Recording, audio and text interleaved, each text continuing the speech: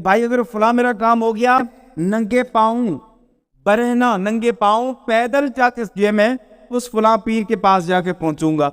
دین اسلام کے اندر عورتوں کا مزارات پر جانا کیسا ہے؟ کوئی عالم دین بالاتفاق آپ کو یہ کبھی اجازت نہیں دے گا کہ عورتیں مزارات پر جائیں۔ باقاعدہ مزارات پر جانے کے بعد ان کے سرانے پر لوگ دھاگے باندھ رہے ہوتے ہیں، کوئی تالے لگا رہا ہوتا ہے اور کوئی دھاگے باندھ رہا ہوتا ہے۔ بسم اللہ الرحمن الرحیم۔ ناظرین، کچھ دنوں سے مسلسل ہم سے یہ سوال کیا جا رہا ہے، یہ پوچھا جا رہا ہے کہ دین اسلام کے اندر عورتوں کا مزارات پر جانا کیسا ہے۔ پہلی چیز یہ ہے، اور پھر آج کل اس قدر جہالت بڑھ چکی ہے ہمارے مسلمانوں کے درمیان، آج کل ہم اس قدر عقیدت میں مبتلا ہو چکے ہیں، عقیدت میں ہم نے شریعت کے حدود کو اس قدر پامال کر چکے ہیں عقیدت کی وجہ سے کہ ہم اب شریعت کے حدود کراس کر رہے ہیں۔ اسی طرح ہم سے یہ سوال بھی کیا گیا ہے کہ باقاعدہ مزارات پر جانے کے بعد ان کے سرانے پر لوگ دھاگے باندھ رہے ہوتے ہیں، دھاگے کھول رہے ہوتے ہیں۔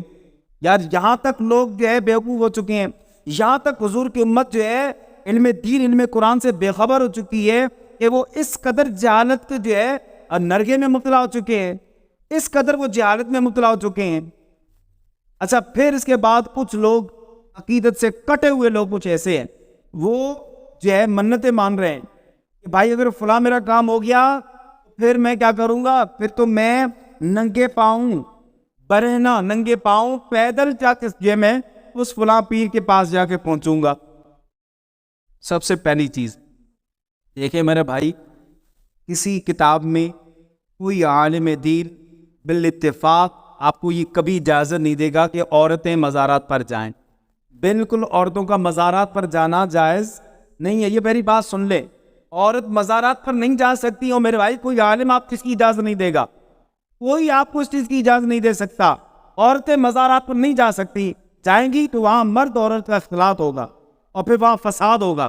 عورتیں جائیں گی وہاں شریعت کے حدود پامال ہو جائیں گے۔ عورتیں وہاں جائیں گی تو ثواب نہیں ملے گا، عتاب ملے گا، سزا ملے گا اس کو۔ اور عورتیں وہاں جائیں گی تو برکت نہیں ملے گی، بے برکتی زندگی میں آ جائے گی، بے چینی آ جائے گی، پریشانی آ جائیں گی۔ اور یہ میری بات سن لیں آپ لوگ، آج کل ہم اور آپ اس قدر دین اسلام سے بے خبر ہو چکے ہیں، ہر ایک چیز کو بنانا میں آتا ہے، اپنی زندگی، اپنی لائف، اپنی بینک بیلنس، اپنی گاڑی، ہر ایک چیز کی صفائی، ہر ایک چیز کو ہم بناتے ہیں، لیکن دین اور اسلام کے بارے میں ہمیں بیماری پڑ جاتی ہے کہ ہم دین اسلام کے جو احکام سمجھ لیں۔ اگر آج یہ احکام ہم سمجھ لیتے نا، اگر آج ہم جو ہے علماء کے قریب ہوتے، دین اسلام کی جو ہے اسٹڈی کرتے، قرآن کی اسٹڈی کرتے، تو آج یہ نوبت نہیں آتی کہ آج امت کے لوگ جو ہے مرد عورت جو ہے باقاعدہ ٹولہ در ٹولہ وہاں جاتے ہیں، کوئی تالے لگا رہا ہوتا ہے اور کوئی دھاگے باندھ رہا ہوتا ہے، معاذ اللہ جو لاکھوں روپے کے جو ہے خرچے ہو رہے ہوتے ہیں، وہاں چادریں چڑھائی جاتی ہیں۔ اور چادریں پتہ ہے کیسی چڑھائی جاتی ہیں؟ ایسی چادریں جس پر قرآن پاک لکھا ہوا ہوتا ہے۔ بتائیں کہ اس قدر ہم لوگ گمراہیت میں مبتلا چکے ہیں۔ قبر کو بوسہ دے رہے، مزار کو بوسہ دے رہے، نام کس کا دے رہے؟ عقیدت کا نام دے رہے۔ میرا عقیدہ ہے، او بھائی عقیدت میں اس قدر مبتلا ہو جانا کہ تم یہ شریعت کے حدود کو جو ہے پامال کرو، شریعت کے حدود کو توڑ دو، کیا یہ خیر ہے، یہ بھلائی ہے، یہ ثواب ہے، یہ نظر ہے؟ یہ نظر نہیں ہے، یہ بد ہے، یہ بد اخلاقی ہے، یہ اللہ تعالیٰ کی بارگاہ میں ناپسندیدہ عمل ہے۔ اس بات کو جو ہے یاد رکھ لیں۔ یہ پاک صلی اللہ علیہ وسلم نے دیکھا ایک بوڑھا شخص جو ہے وہ اپنے دونوں بیٹوں کے جو ہے کندھوں پر ہاتھ رکھے ہوئے چلتا ہوا آ رہا تھا۔ علیہ الصلوۃ والسلام نے دیکھ لیا، حضور علیہ الصلوۃ والسلام نے ان سے جو ہے نوجوانوں سے پوچھا کہ تم یہ کیا کر رہے ہو؟ کہا کہ یا رسول اللہ صلی اللہ علیہ وسلم، ہمارے والد صاحب نے نظر مانی تھی، نظر مانی تھے، یہ ضعیف تھے، چل نہیں سکتے تھے اور بالکل جو ہے ضعیف العمر تھے۔ یا رسول اللہ صلی اللہ علیہ وسلم نظر مانی تھی کہ میں پیدل چلوں گا، فلاں کام ہو گیا، میں پیدل چلوں گا۔ آقا علیہ الصلوۃ والسلام نے فرمایا یہ پیدل چل نہیں سکتا تو اپنے آپ کو مصیبت میں کیوں مبتلا کر رہا ہے؟ حضور علیہ الصلوۃ والسلام نے فرمایا کہ اللہ تعالیٰ ایسے کاموں کا محتاج نہیں ہے۔ اور حضور علیہ الصلوۃ والسلام نے دونوں بیٹوں کو حکم دیا کہ جاؤ اپنے باپ کو سوار کرو، جاؤ اپنے باپ کو سوار کرو۔ اور میرے بھائی، امر تعبدی کیا کہلاتا ہے؟ نظر ماننا۔ اگر آپ نے نظر مانی ہے کوئی ایسی جس میں اللہ تعالیٰ کی عبادت کرنا مقصود ہو، اس کو آپ پورا کریں، کر سکتے ہیں، کوئی مسئلہ نہیں ہے۔ نظر آپ نے ایسی مانی ہے کہ اس میں اچھا کام ہو, اچھا فعل ہو.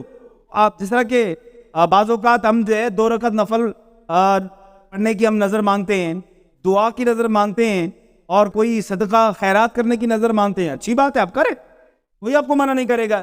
لیکن یہ جو الٹی سلٹی آپ حرکتیں کرتے ہیں, ان سے باز آ جائیں, ان سے باز آ جائیں. علماء سے رابطہ رکھیں. جو مسئلہ ہو اور جو آپ کے جو ہے دل میں بات آ رہی ہو, تو آپ کسی عالم دین سے, کسی نیک عالم سے پوچھیں, اور اس کا عقیدہ بہتر ہو ایسے عالم سے پوچھیں, اپنی اصلاح کریں. میرے بھائی, اس طرح آپ دین اسلام کا مذاق نہ اڑائیں. اس طرح آپ دین اسلام کو جو ہے ایسے پشت نہ کریں کہ آپ جا رہے ہیں کنٹھے کولابے پہن رہے ہیں, آپ جا رہے ہیں, آپ مختلف قسم کی رسیاں باندھ رہے ہوتے ہیں, آپ ایسے بالکل زبان جاہلیت, ایسے لگ رہا ہے کہ آپ کا تعلق کوئی جو ہے دین اسلام سے ہے ہی نہیں. ایسے لگ رہا ہے کہ آپ کے گھر میں دین اسلام ہے ہی نہیں.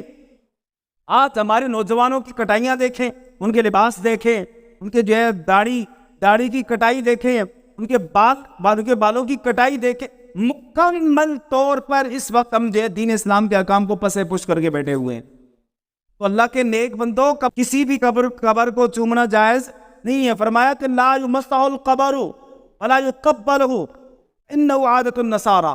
فرمایا کہ قبر کو چھونا بھی جائز نہیں ہے, قبر کو چومنا بھی جائز نہیں ہے. فرمایا قبر کو چھونا اور چومنا یہ عیسائیوں کی علامت ہے, عیسائیوں کی عادت ہے. تو ان حرکتوں سے باز آ جائے. اسی طرح مزارات پر جو ہے چادر چڑھانا, اس کا بھی شریعت کے ساتھ کوئی تعلق نہیں ہے, یہ کوئی عبادت نہیں ہے. اسی طرح آپ کا نظر ماننا, پیدل جانا یا کسی فلاں بزرگ کے پاس پیدل جانا, یہ بھی کوئی عبادت نہیں ہے. اسی طرح عورتوں کا مزارات پر جانا, یہ بھی عبادت نہیں ہے بلکہ گناہ ہے, نہیں جا سکتی عورتیں. لہٰذا ان چیزوں کا خیال رکھیں. ان چیزوں کا ہم اور آپ خیال نہیں رکھیں گے تو کون رکھے گا؟ اپنے تمام تر معاملات میں دین اسلام کے تمام تر معاملات میں علماء سے رابطہ رکھیں, جاہل نہ ہو, غفلت میں نہ پڑے.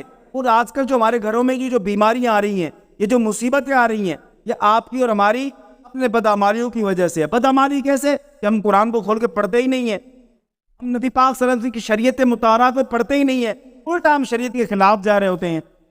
الٹا اگر شریعت کے خلاف جائیں گے تو رحمت کی چادر تو نہیں آئے گی نا, تو جو ہے زحمت ہی آئیں گی, بے برکتیاں آئیں گی.